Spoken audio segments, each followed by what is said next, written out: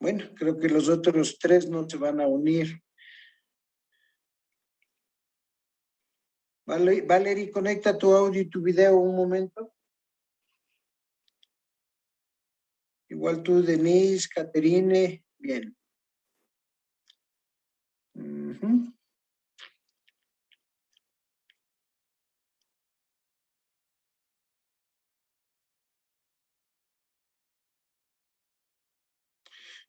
Carlos Arauz, conecta el video, que no sé si eres el de la derecha o el de la izquierda.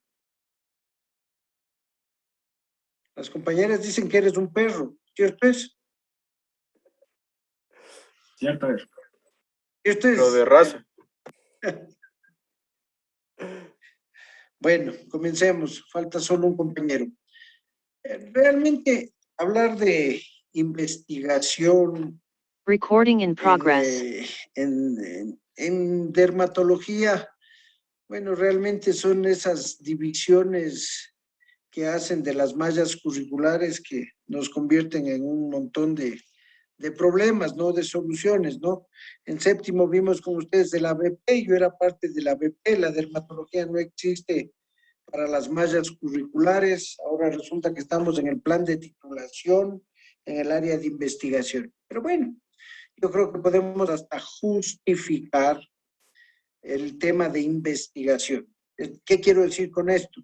Todos y cada uno de ustedes en las diferentes especialidades que escojan van a realizar un proceso investigativo con cada uno de sus pacientes. O sea, si mañana Camila tiene un paciente con unas lesiones en la cara, pues tendrá que pensar en la posible o en las posibilidades diagnósticas que incluyan enfermedades sistémicas. Entonces nos veremos obligados a hacer una investigación clínica, a pedir exámenes, pero tenemos que saber qué exámenes pedimos o qué diagnósticos diferenciales nos planteamos. Entonces, por ejemplo, ustedes en la tercera clase que vamos a tener, me parece, Ariadna, que la segunda estaba en el calendario para mañana a las 2 de la tarde. Ahorita le confirmo. No, no te preocupes, luego me confirmas. Está a las 6. Está para mañana a las 6. No, pues, ay, qué bárbara que esta mujer. Me dijo a las 2 de la tarde, yo a las 6 estoy saliendo de viaje mañana, mal puedo darles mañana. ¿Tiene libre a las 2, Ariadna? Sí, el Joel dijo que sí, la clase sí, mañana a las 2. Mañana a las 2, mija, yo me salgo antes del hospital porque estamos sin Zoom en el hospital. Algún iluminado se le ocurrió suspender el Zoom en el hospital, entonces yo me vengo a casa a darles la clase. Puedo llegar un poquito más tarde, pero igual tengo que darles pronto la clase completa. ¿La tercera clase para cuándo está, Ariadna? ¿Jueves o viernes? Viernes estaba. Para el viernes a las 7. Ya. El viernes es la parte colaborativa que dan ustedes, es decir, ya les voy a subir un archivo, Ariadna, lo pueden hacer en orden alfabético o en orden de sorteo, o hacen un Kahoot y sortean del 1 al 23 y dan los temas que están ahí. ¿Son temas de qué? De investigación, como ya vamos a hablar en el transcurso de la charla. Si alguien tiene internet inestable, cualquier cosa de esas, y considera que tiene que desconectar el video, pueden desconectar el video, que yo también ya lo desconecté. Vamos a comenzar la clase. Ustedes deben saber que, como les decía hace un momento, la medicina interna, la dermatología están muy llevadas de la mano. Especialmente hay estas enfermedades autoinmunes o enfermedades del colágeno que se llaman, ¿no es cierto? Que normalmente tienen una afectación sistémica de curso crónico, de etiología desconocida, pero que incluye un amplio espectro de manifestaciones clínicas asociadas a la presencia de autoanticuerpos, los famosos ANA. El lupus es un abanico, doctores. Hagan de cuenta, abran sus manitos, separen los dedos. Eso es un abanico, ¿no es cierto? Y ustedes ven en el dedo pequeñito a la izquierda de su abanico está la piel y pueden tener afectación solo de la piel, ¿no es cierto? Pero pueden tener, y ya pongo la cámara este momento, ¿no es cierto? Ustedes pueden tener aquí el abanico. Aquí está la piel. Acá está el sistema. ¿Qué llamo yo sistema? Riñón, corazón, pulmón. el lupus y todas las enfermedades de colágeno son un abanico que se abre. Es raro que migre de una afectación de piel a una afectación sistémica. Normalmente cuando aparecen con afectación de todo el abanico son los casos más severos o más graves que nos van a llevar complicaciones y que requieren mucho más de ese proceso de investigación que ustedes tienen que saber. Los reumatólogos se rasgan las vestiduras, dicen que el lupus es de ellos, que la esclerodermia es de ellos, que la dermatomiositis es de ellos. Ustedes ya van a ver, pues el lupus está descrito desde el 1700, desde el 1600, ya describían el rash en alas de mariposa y por eso tomó el nombre de lupus. Y recién las primeras sociedades mundiales de reumatología comienzan a aparecer en los años 50, 1950, es decir, 200 años atrás de la dermatología. Pero esto no es un tema de pelea, simplemente que las colagenopatías han sido manejadas por los dermatólogos, pero cuando tienen afectaciones de articulaciones, hay que hacer un trabajo multidisciplinario, hay que hacer un trabajo colaborativo entre las diferentes especialidades. Miren ustedes cómo del 70 al 80% tienen la segunda manifestación clínica más frecuente. ¿Por qué? Porque la primera son los hallazgos inmunológicos, es decir, los ANA positivos. Pero después de eso viene el 70-80% con lesiones cutáneas. Es la primera manifestación clínica de los pacientes del 23 al 28%. Puede ser el único órgano afectado, la piel, y produce una morbilidad considerable con un impacto obviamente en la calidad de vida también importante. Va a depender de la afectación que tenga esta enfermedad. Miren ustedes, ahí está la etiopatogenia, es decir, el mecanismo por el que se forma, donde vemos la presencia de un sinnúmero de cascadas inflamatorias, la presencia de citoquinas proinflamatorias, y que terminan con la formación por parte de los linfocitos B, de la formación de los famosos autoanticuerpos o anticuerpos antinucleares. Miren ustedes, hay factores genéticos, ¿no? Se ha visto que hermanos de pacientes con lupus tienen un riesgo multiplicado de 20 o 40 veces más de desarrollar la enfermedad. Tienen una herencia poligénica multifactorial, están involucrados una serie de genes del sistema HLA en los diferentes subtipos de lupus, lupus eritematoso crónico. Obviamente hay factores desencadenantes como el estrés, las medicinas, el tabaco y en primer lugar el sol. Digo en primer lugar porque es el desencadenante que puede inducir las manifestaciones en la piel. Miren ustedes, se han clasificado en lesiones específicas e inespecíficas. ¿Qué quiere decir esto? Que hay lesiones que son propias de lupus, ¿no es cierto? Propias de lupus, eh, tienen el crónico, el subagudo y el agudo con diferentes manifestaciones. Por ejemplo, en el crónico tienen el discoide localizado o discoide generalizado, tienen formas hipertróficas o verrucosas, tienen paniculitis lúpica o lupus profundo, y otros tipos como la perniosis lúpica o el lupus tumidus. El lupus tumidus es como la paniculitis, son placas infiltradas, sobre todo en áreas expuestas. Y la perniosis, ya vamos a ver más adelante, les voy a explicar lo que es la perniosis o lo que eran los sabañones que antiguamente conocíamos. Todavía se pueden ver sabañones, pero más difícilmente. Lupus subagudo tienen su forma anular y formas que remembran o recuerdan a la psoriasis. Tiene el lupus eritematoso agudo, que puede ser localizado, el rash malar en alas de mariposa, o formas generalizadas. Y obviamente hay formas especiales en los neonatos o el lupus inducido por las drogas.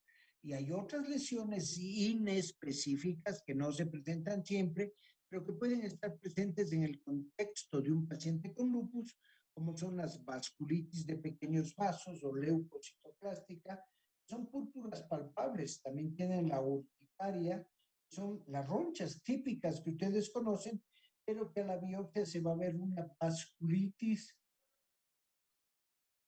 linfocitaria, ¿sí? Pueden haber úlceras, no solo en la boca, pueden haber úlceras en el cuerpo, en la piel, puede haber lo que llamamos atrofia blanca, que son ciertos cambios específicos y especiales de la piel. También el lívedo reticularis, ya vamos a ver alguna foto, alguna cosa de esto. Tromboflebitis, episodios de repetición de tromboflebitis, la presencia del fenómeno de Raynaud, la eritromelalgia y las telangiectasias periunguiales, que han dado lugar a yo diría subáreas de la especialidad como es la capilaroscopía. Pueden haber úlceras en la boca, alopecia cicatricial o no. Puede haber como si fuera un calvo con una pérdida difusa del pelo o pueden haber cicatrices. Pueden haber lesiones de ampollas, el lupus ampolloso o una enfermedad ampollar primaria asociada al lupus. Miren ustedes, ¿qué dirían ustedes las dos de arriba? Quien quiera que quiera participar no tiene que levantarme la mano, prende su micrófono, dice, y habla lo que crean. No tengan temor a equivocarse, porque ni en la investigación, ni en el plan de titulación, ni en la medicina deben tener temor a equivocarse cuando están en el proceso de formación.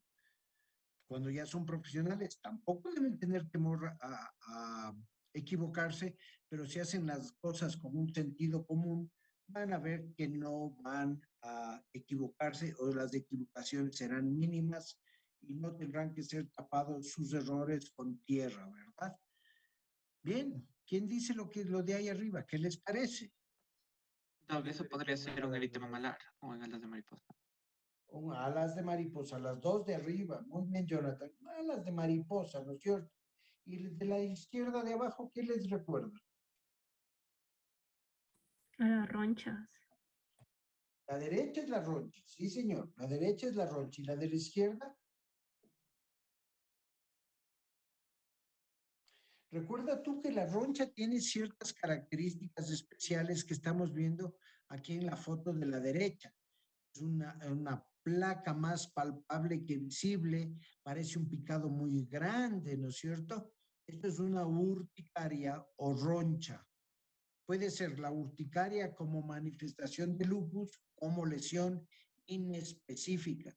También pudiera ser un nódulo de un lupus profundo, es decir, que es una cuestión palpable, mas no tan visible.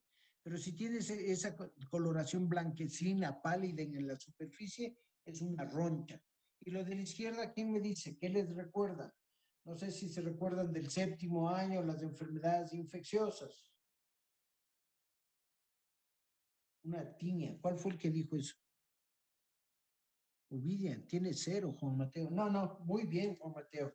Correcto, el diagnóstico diferencial es una tiña. Miren ustedes cómo ya comenzamos incluso clínicamente a hacer un proceso de investigación, porque Juan Mateo, ¿qué me preguntarías tú? Tú eres el médico, yo soy el paciente. ¿Qué me preguntas de estas lesiones?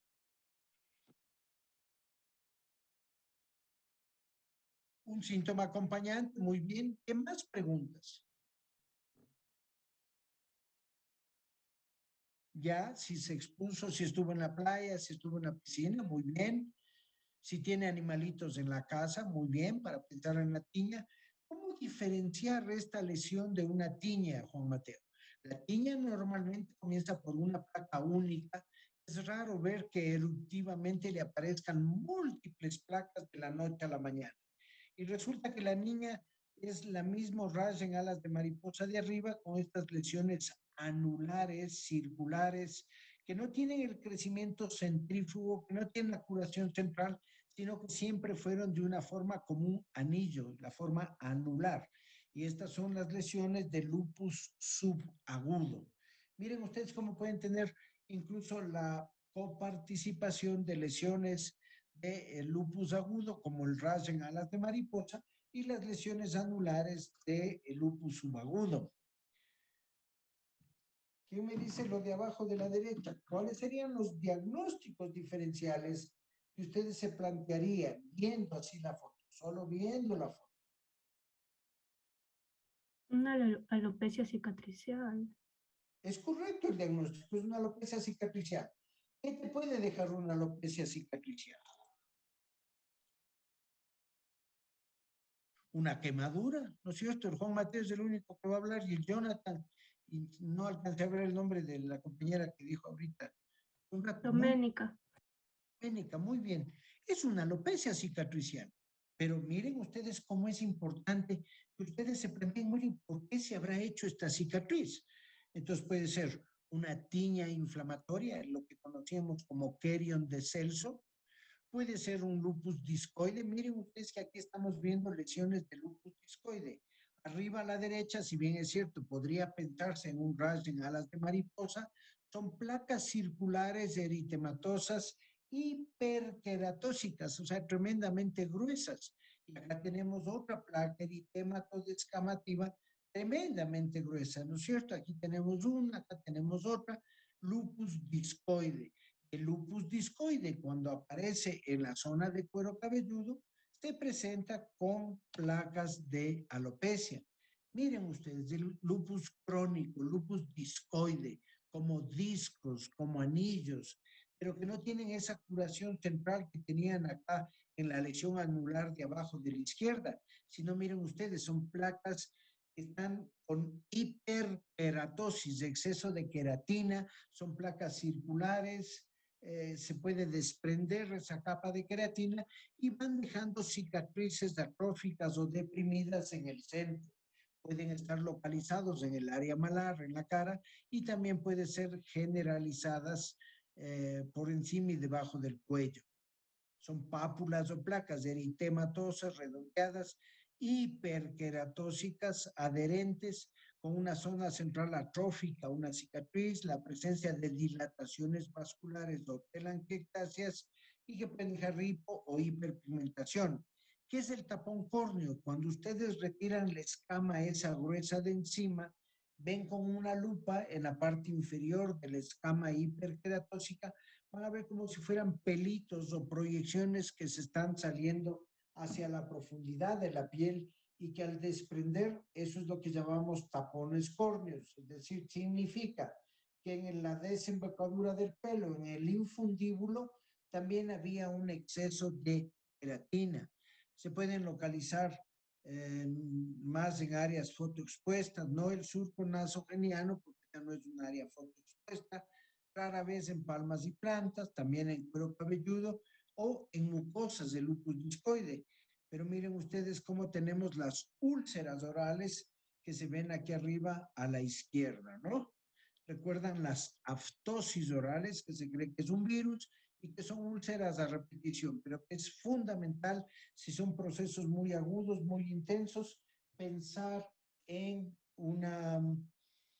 en un proceso de aftosis oral o de lupus en mucosas. Miren las úlceras en la boca, miren las lesiones palmoplantares de la izquierda. Las lesiones palmoplantares de la izquierda deben hacernos pensar, también hay que descartar una sífilis como la gran simuladora o mimo de las enfermedades de la piel. Esas lesiones así plenorrágicas, eritematosas, hiperqueratóxicas, que corresponden al lupus discoide en las palmas de las manos, podrían también corresponder a formas de sífilis secundaria, ¿no? O a la derecha, lo que ya mencionó Doménica, alopecias de aspecto cicatricial con lesiones eritemato hiperqueratóxicas, es un adulto. Si fuera un niño, deberíamos entrar en el diagnóstico diferencial del Querion de Celso, o tiña inflamatoria, deberíamos ver pelos rotos, entre otras cosas. La paniculitis lúpica, ¿sí? Diagnóstico diferencial, investigación clínica con el eritema nodoso, que es la inflamación de la grasa, ¿no es cierto? En el lupus también es inflamación de la grasa, pero es una paniculitis de tipo lobulillar, es decir, que ustedes tienen como pequeñas celdas o septos fibrosos donde están encerrando a lobulillos adiposos. Y estos lobulillos adiposos son el panículo. es el lobulillo. Entonces, en el caso del lupus es una paniculitis lobulillar. Y en el caso del eritema nodoso es una paniculitis septal, es decir, las celdas, las paredes que están englobando a estos lobulillos son los que van a presentarse en una paniculitis de tipo septal, como es el eritema nodoso. Pueden estar desencadenadas por traumatismos, biopsias, inyecciones, vacunas, ¿no es cierto? Es importante ahora con esto de la vacunación masiva, estamos comenzando a ver una serie de cuadros cutáneos que habíamos dejado de verlos y que estamos volviendo a ver. Son nódulos subcutáneos, duros, móviles, dolorosos, que van a ir a una ulceración y cicatrices atróficas, a diferencia del eritema nodoso, que no da cicatrización ni úlceras en esa zona. Voy a traer un poquito de agua, el que quiera que vaya a servirse agua en su casa para seguir con la clase.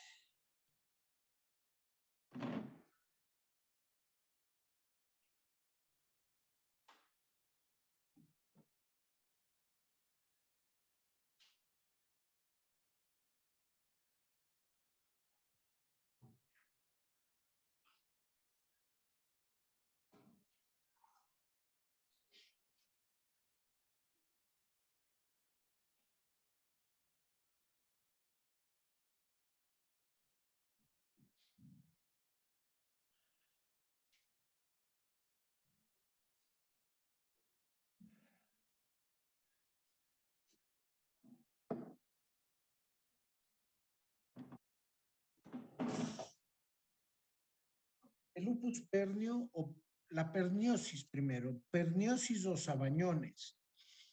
Son lesiones necróticas como las que están viendo en estas fotografías que se presentaban en el transcurso sobre todo de la Primera Guerra Mundial.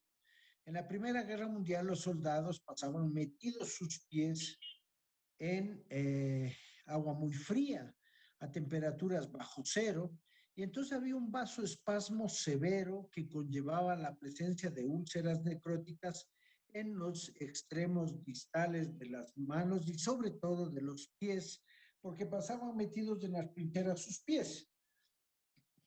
Eso es lo que conocemos los dermatólogos como sabañones o perniosis.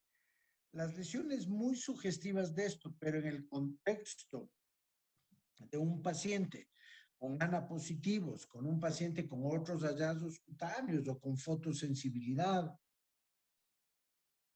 o con raya en alas de mariposa, presentaban este tipo de lesiones necróticas y es lo que se dio por denominar lupus pernio, porque recordaba mucho a la perniosis o a las sabañones.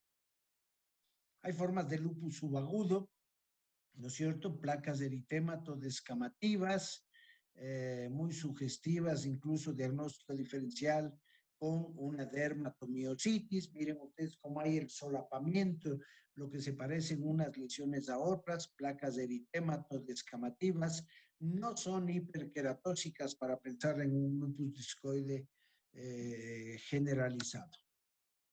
Y el lupus agudo, el rash en alas de mariposa, la extrema fotosensibilidad, no siempre van en el contexto de un lupus, simplemente puede ser una sensibilidad extrema de la piel a la radiación solar. Pero entra en el diagnóstico diferencial y cuando ustedes ven un paciente con fotosensibilidad, pidan los anticuerpos antinucleares.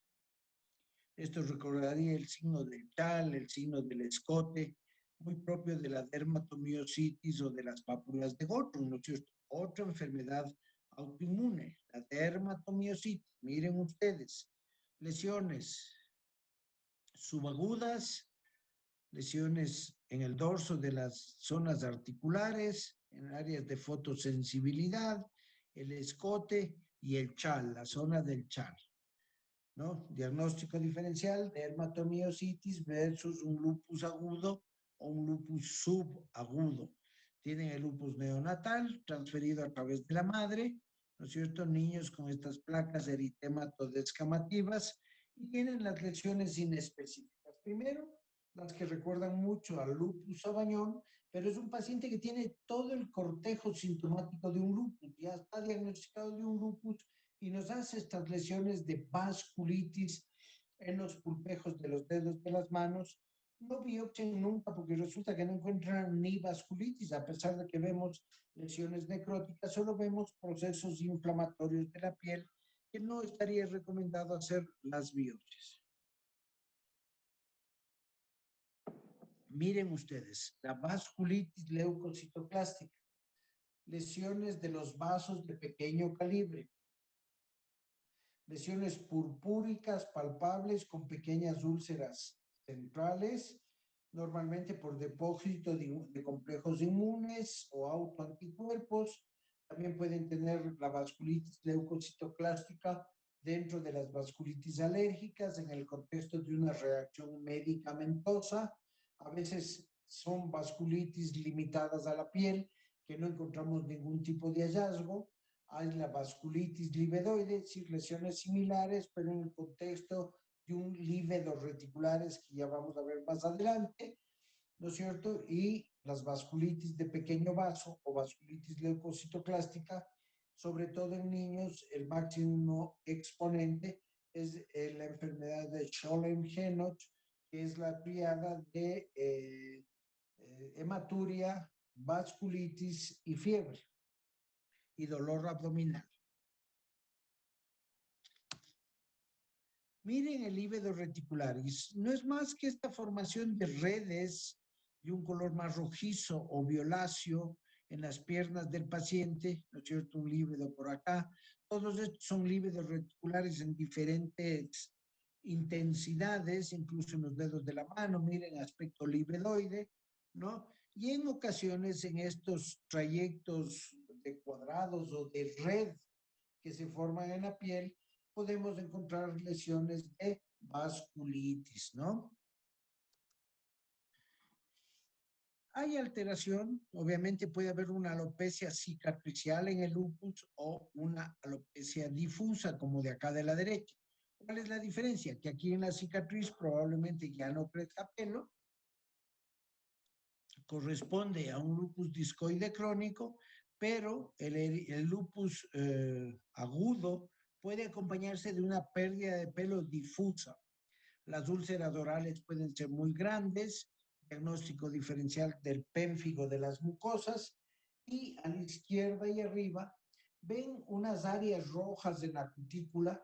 Esas son las alteraciones de los capilares en la zona de la matriz unguial, de la cutícula, y por eso se dio a llamar la capilaroscopía, que actualmente incluso ha sido reemplazado porque somos los dermatólogos a través de un aparatito, de una lupa muy grande que tiene la luz incorporada, que se llama dermatoscopía, podemos visualizar de manera adecuada los vasos o los capilares en la región periungual, que pueden estar, dependiendo de la enfermedad del colágeno, pueden volverse tortuosos, pueden haber trombos, pueden haber dilataciones, puede haber disminución o aumento de los capilares y cicatrices muchas veces. Pero eso vamos a ver de las diferentes enfermedades. La capilaroscopía tiene manifestación en todas y cada una de las colagenopatías. ¿Qué pedimos en el laboratorio? Obviamente hay que ver que no hay afectación de la sangre, como leucopenia, linfopenia o trombopenia, si hay alargamiento de los factores de coagulación, o si hay presencia de diferentes autoanticuerpos, si el riñón está funcionando bien, si el hígado está funcionando bien, los reactantes de fase aguda como son la velocidad de sedimentación y el PCR, y el sedimento en la orina, a ver si no hay hematuria, leucocituria, cilindros o proteinuria, es decir, si no hay afectación renal. Nos saltamos los anticuerpos antinucleares porque ese es uno de los temas que tendrán que presentar, y también nos saltamos estos criterios diagnósticos. Hoy mismo les he de subir a la plataforma el listado de investigación que ustedes hacen. Obviamente iré en función, si es que se me extienden más de los 4 minutos que deben demorarse en cada una de la exposición de ustedes. Baja la nota si se me extienden mucho o si se bajan mucho, es decir, si están entre los 3,5 y los 4, prefiero, ¿no es cierto?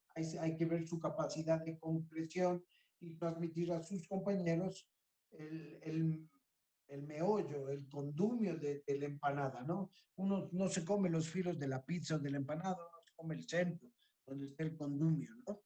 Y entonces hay que ver criterios mayores, criterios menores, de acuerdo a la Academia de Reumatología Americana o de acuerdo a la europea. Los criterios estos son más bien, yo diría, pronósticos antes que diagnósticos, ¿no es cierto? El tratamiento es fundamental con fotoprotectores, se pueden usar corticoides tópicos, inmunosupresores por vía oral, antipalúdicos o talidomida. También se puede usar terapias biológicas. Hay escasa experiencia en lupus eritematoso crónico, pero se puede usar los anti-TNF, es decir, aquellos que van a bloquear el factor de necrosis tumoral, como son el infliximab, el adalimumab y el etanercept. El lupus inducido por drogas o por fármacos, el lupus subagudo, también pueden usarse los anti-TNF.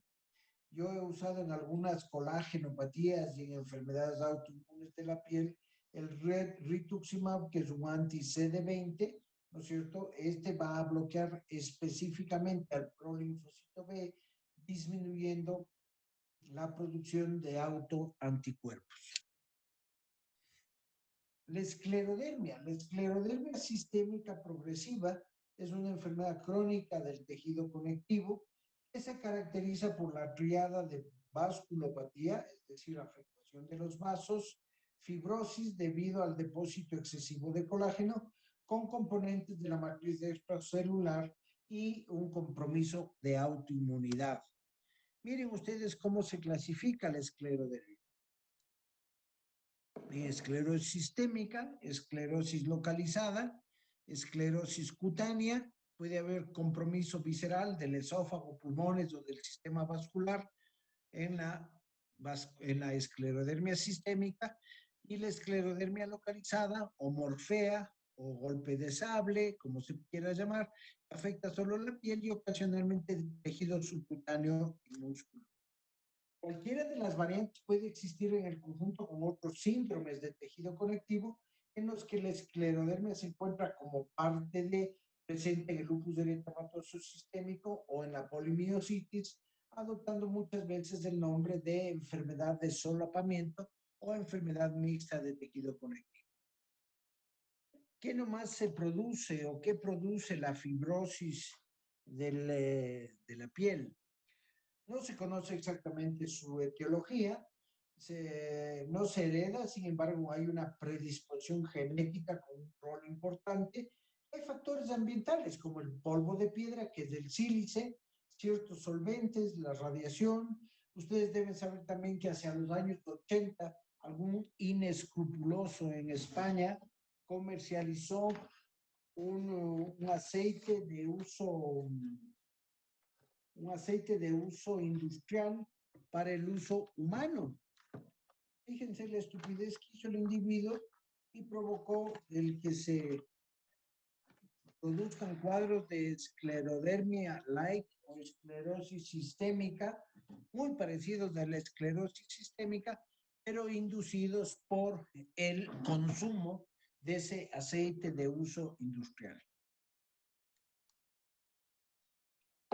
¿Cómo se produce la lesión? Comienza por una lesión vascular fibroproliferativa de las arteriolas de arterias pequeñas, es decir, se va cerrando el lumen o se va cerrando el calibre de las vasos sanguíneos, se produce un depósito excesivo y progresivo de colágeno y matriz extracelular en la piel y en otros órganos, y también hay alteraciones de la inmunidad celular o humoral. Este colágeno va a comprimir, va a disminuir la existencia de glándulas de sebo, de las sudoríparas, y miren la fisiopatología, cómo existe esa activación endotelial, nuevamente con la presencia de un sinnúmero de citoquinas. Aquí tenemos en el centro interleuquina 13, la interleuquina 6, con la producción y la intervención de diferentes células. Recuerden ustedes lo que mencionábamos en sexto año de la inflamación. Pues esta fiesta llamada inflamación tiene invitados que son los linfocitos B, los linfocitos T, los macrófagos, las células endoteliales, el fibroblasto como parte fundamental o invitado fundamental de este proceso. Y cómo van produciendo un excesivo colágeno. Miren ustedes otra expresión en diagrama de todo esto. Miren ustedes, ¿no es cierto? Con un aumento de la matriz extracelular, con depósitos de la matriz extracelular, aumento en la secreción de factores de crecimiento, aumento en la proliferación y disminución de la apoptosis o muerte celular. La esclerosis sistémica es una enfermedad más grave dentro del espectro de la esclerodermia y representa un reto clínico y tiene una alta morbilidad y mortalidad. Se considera como una enfermedad de la reparación de tejido conectivo que conlleva una serie de complicaciones. Yo he tenido la oportunidad de un solo paciente que yo ya llegó a tener incluso infarto de miocardio con 42 años. Aplicamos el famoso tocilizumab que está de moda ahora con el COVID-19 o con el SARS-CoV-2 y dio lugar a una mejoría importante. Era un paciente joven de 42 años, se pegaba el viaje hasta Ibarra porque ahí no me hacían problema para administrarle el tocilizumab. Existiendo en el Anra de Madrid, no le autorizaban el usar esto. El paciente mejoró notablemente, suavizó en mucho o en bastante la textura y la dureza de su piel y el paciente se ha mantenido hasta la actualidad estable.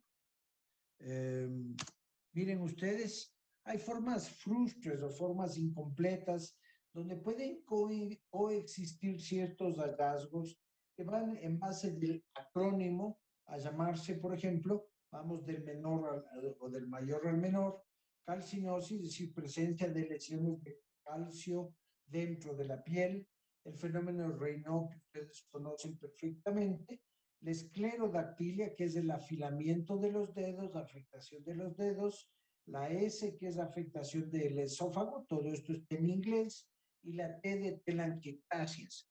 No pueden haber calcinosis y vamos a tener un REST, o eventualmente tampoco va a haber un Raynaud marcado y vamos a tener un EST.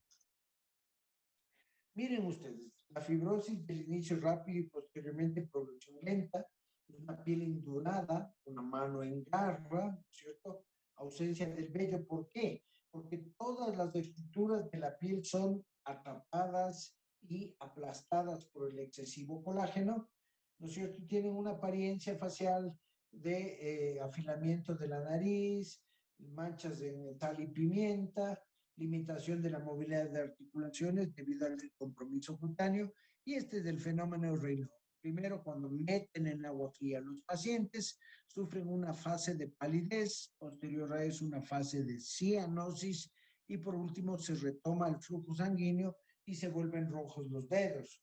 Pero fenómeno Raynaud sostenido en el tiempo o muy intenso puede terminar con ulceraciones digitales, gangrenas secas e incluso la autoamputación de los dedos de la mano. Estos son los anticuerpos presentes en la esclerodermia.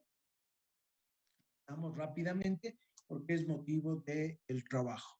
Miren la capilaroscopía, ¿no es cierto? En la fase temprana, en la fase activa y en la fase tardía de la esclerodermia, cómo se van a ir modificando las capilaroscopías o la presencia de los capilares. Miren ustedes que en una fase temprana las dilataciones de los capilares están presentes en la mayoría de casos. Hay escasas hemorragias, a diferencia, miren ustedes, de la fase activa, las hemorragias son mucho más abundantes. Entonces, hay una desorganización leve en los capilares, están presentes dilataciones, pero en mayor número, en menor número que en la etapa temprana, ¿no es cierto? Pero en cambio las hemorragias son prominentes y hay pérdida de los capilares, ya se comienzan a ver menos capilares y obviamente en la fase tardía la pérdida de los capilares es muy extensa.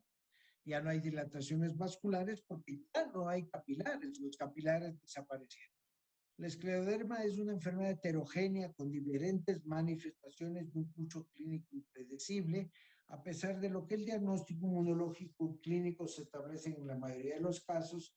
La detección temprana y las intervenciones terapéuticas son indispensables para prevenir posibles etapas de fibrosis de la enfermedad. ¿Preguntas de la esclerodermia?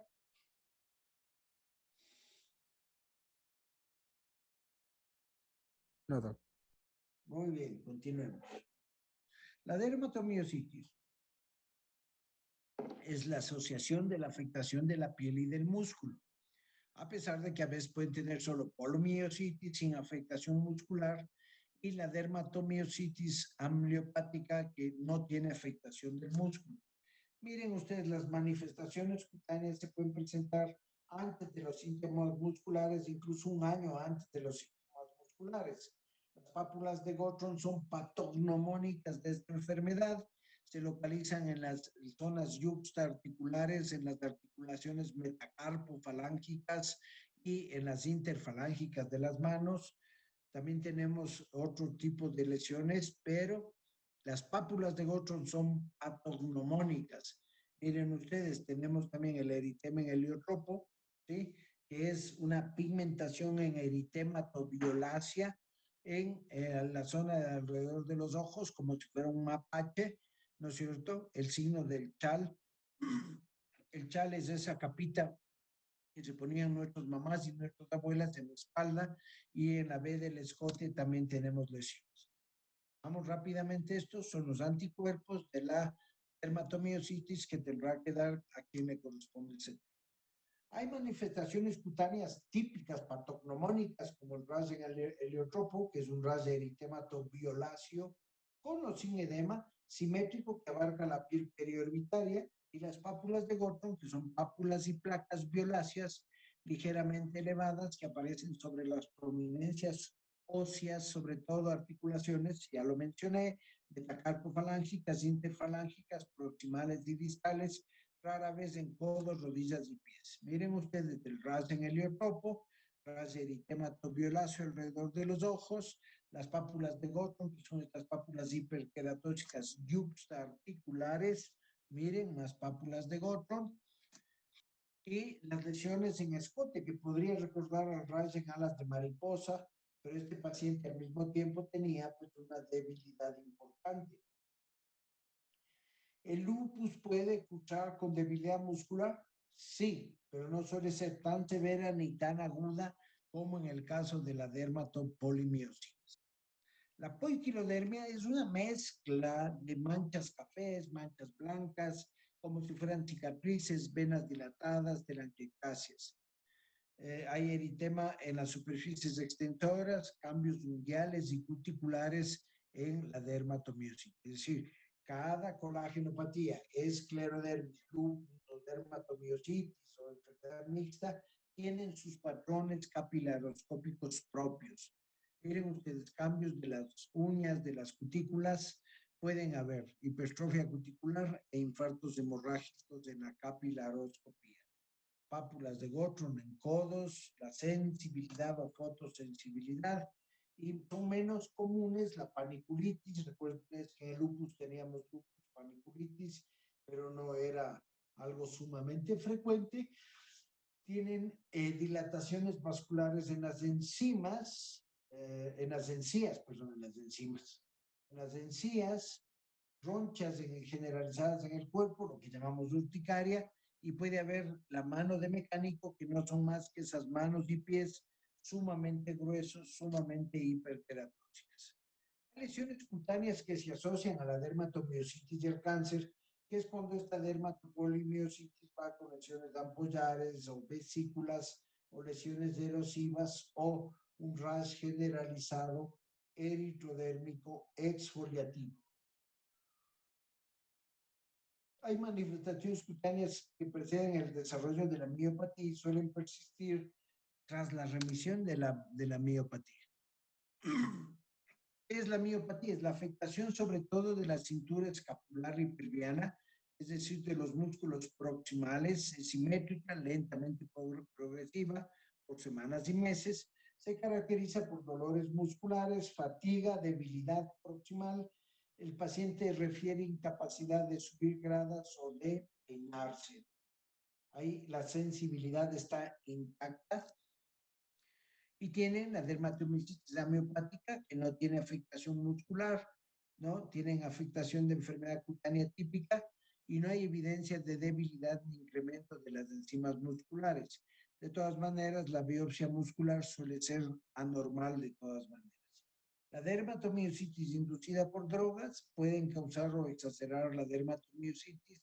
Tenemos reflejado en la diapositiva la hidroxiurea, la quinidina, los antiinflamatorios no esteroideos, penicilamina y estatinas. Raras veces persiste al retirar el fármaco. Y hay dermatomiositis sin dermatitis, es muy rara. El rasgo es transitorio muy poco reconocido, sobre todo en pacientes de raza negra. La dermatomiositis de los niños puede ser secundaria a un proceso viral o con otra dermatitis concomitantemente. Puede tener un curso fulminante en la raza negra y es un gran potencial para desarrollar calcinosis y la mayor cantidad de manifestaciones extramusculares. Están las incidencias del cáncer. Se ha visto que incluso muchas veces la polimiositis o la dermatopolimiositis no incrementa el riesgo de cáncer. Es un curso independiente. De hecho, el tratamiento inmunosupresor no incrementa el riesgo de cáncer y el tratamiento del cáncer influye en la remisión de la dermatomiositis. Todo esto con serios diagnósticos. El diagnóstico es la presencia de los anticuerpos antinucleares. Ahí tenemos criterios diagnósticos de las polimiositis que no vamos a hablar. Hay el síndrome de solampamiento, enfermedad mixta de tejido conectivo. ¿Preguntas? No, doc.